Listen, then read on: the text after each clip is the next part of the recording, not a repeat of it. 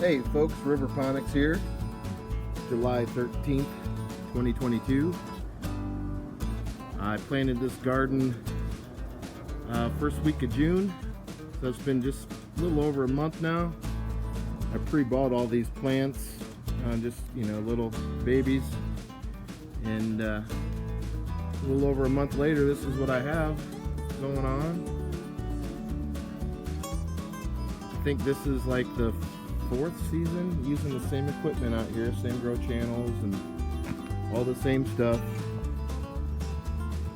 I just winterize it, and I actually have a video I'll produce showing how I winterize this, but it's real simple. You just flip the grow channels over and you can sit out all winter right on the frames. Here's the brewer. This is my patented brewer that feeds the grow system. That whole thing runs on it's less than a light bulb, 60-watt light bulb. So super efficient. It's gravity fed. I can get into that here in a minute, but you can see I have bigger grow channels, deeper, versus these over here are shallower. It depends on what kind of plants you're going to be growing and the root mass and this and that. But these shallower grow channels are more for your, just your smaller plants, your peppers and what have you, right? Or you could go this route and just have all the above. I got all my tomato plants in here. You can see I'm using bigger containers here. I think those are like 15 or 17 gallon there. I have some really big ones back there actually on these small grow channels. Those are 27 gallons, and that's a lot of weight there when you got soil in there. But this is a hybrid system where I combine soil gardening with hydroponics, and it's self-watering. So once this is all planted and put in place, it's basically hands-free. I've been doing this for a long time, many years now, and each year having great success. So over time and time again, it's really not anything you can't grow. I mean, I have watermelon right now growing. This is, like I said, just over a month now. There's a little one there. There's one right there. There's actually a bigger one. Oh, he's in there somewhere, right there. Right there.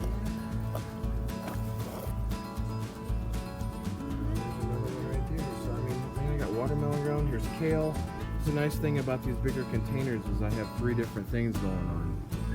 Got a jalapeno plant, I got kale, and I have a watermelon growing out of here. Same thing with this. There's watermelon, kale, and then a banana pepper plant. Over there I have cucumbers. So the watermelon will vine up too. I have this all caged up all the way, so it can vine up, and then when your fruit starts getting bigger, heavier, you can use pantyhose and tie it up like a hammock, and that'll support the weight of your fruit. So yeah, just a lot of peppers this year. I mean, everything does great, but man, the basil just loves this system, I tell you that.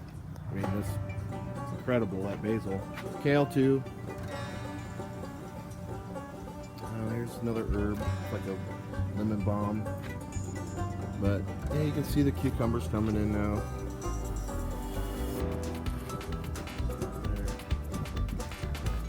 Mel trellis right up this too. Yeah, this is just an old carport frame right here. So disregard if that kind of throws you off with what I have going on here, because it's just a place to put my garden. And thought about enclosing this at some point, making kind of like another greenhouse, but I'm just doing the outdoors thing. So this thing's all exposed to all the elements of the weather. We've had some really horrendous storms blow through here, and my neighbor actually pretty much lost his garden because we got like 10 inches of rain and winter of the day, flooded everything out. But this system here, actually,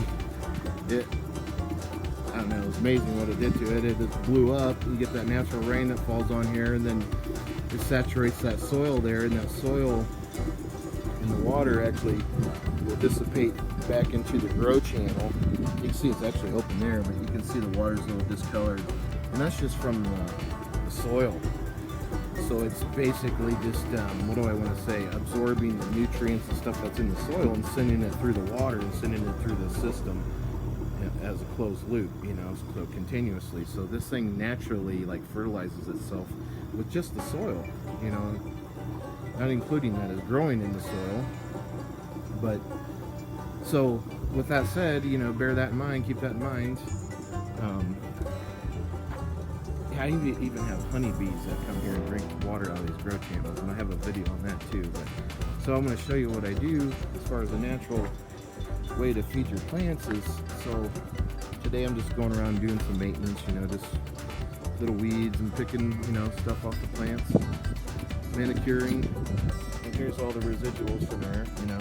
And so what I have here is a bokashi bucket, and I'll put all the scraps in here, and they will biodegrade. And this is a 2-layer bucket, so there's 2 buckets right here. So all the juice and stuff, once it starts biodegrading, all the juice will drop down into the second container, and here's my spigot. So I'll take all that juice and I'll put it back in the brewer and feed it back to the system. So, and you know, all your nutrients and stuff are all in that plant matter, plant material right there. So there's no reason why this can't be done, and it works. And yeah, so, and then you can put all your food scraps and stuff in there too, you know. So this is a great way to naturally feed your plants in organic matter. You're using soil. This thing's only running on, I have what, 30 plants here or so, running on 60 watts or less. Just a 110 power source. Waters itself. It's not exposed to ground saturation. It's elevated up off the ground, so it will dissipate the water by itself, you know. So the brewer over there, the 27 gallon, when you have it outdoors and you do get this torrential rains and stuff, you're going to have an overflow, you know, because you're going to have excess water, but it all just comes right back out on the ground. So it's not a big deal when you're going outside. And of course, this can all be implemented indoors as well. And then you have a controlled environment. But there's that watermelon. So you can see all these tubes. I have, it looks like my other grow channel is finally leaking on there. Looks like, Anyways, there's the back end of the brewer. That's the feed, that 3/4 inch pipe. And there's my cat. And here's my other one. What's up, dudes? But that's the supply line out to the grow system. There again, it's gravity fed out of the compost brewer. And then there's a 2-inch pipe right here. That is the return. And all these, see if I can get a good shot here. All these drains are just stubbed into that 2-inch pipe, so there's no immediate connection. It's all really easy to remove. And then here you can see where the roots are growing out of this cucumber plant, just to give you a visual of what we got going on. And so this is the point where, right here's where you control the water level. This is just the stubs in there. That's all it is. And you can cut that however you want. You can see that water draining out like right now, right? I'll put that back in there. But that's where you control your water level in each grow channel. Each one has this spacer all the way down. And then there's this divider down here, and it's opened on this end, and on the 12 foot down on the other end it's open. So this water can circulate through your grow channel. And here's your feed tube. And really the only thing you have to worry about on this end is training your roots. Now you could take these roots and shove them that way, because the water actually flowing that way and back around this way. You know, it's going this counterclockwise motion. What do you want? So, but yeah, so you can train your roots. You can even trim your roots. I mean, this is the only place where you have to, you know, pay attention and check on things here and there. As long as you train those roots and take care of them, you're not going to have, because these roots are going to try to grow down into the drain, which they will if you let them, for sure. So anyways, just showing you that's like the weakest point of this whole grow system is right here, and it's not even that big of a deal if you stay on top of it, you know. And every plant's different, man. Like this is pretty vigorous roots in a matter of a little over a month, you know. And that's only a 4-gallon container, and there's probably only about 3.5 gallons of soil in there, honestly.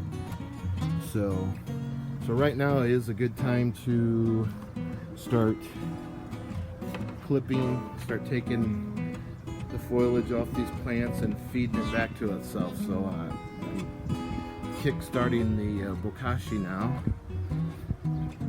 to get that going so I can start feeding it, because the roots are starting to get down into the water to form your hybrid growth system. And they're going to be looking for not only water but more nutrients too, right? Let alone what they're getting from the soil. So it's a benefit of both worlds, man. So I'll show you the brewer real quick. So this is got a water supply hookup. I'm just hooked to city water. So this little tube runs over to a garden hose and hooks up to a garden hose, okay? Real simple. This is the reservoir. See what it looks like. Here's a float valve. So that float valve controls how much water stays in this reservoir. And the whole object and point of this is to use the minimal amount of water possible. So that helps you to use less nutrients, right? So the more water, the more nutrients.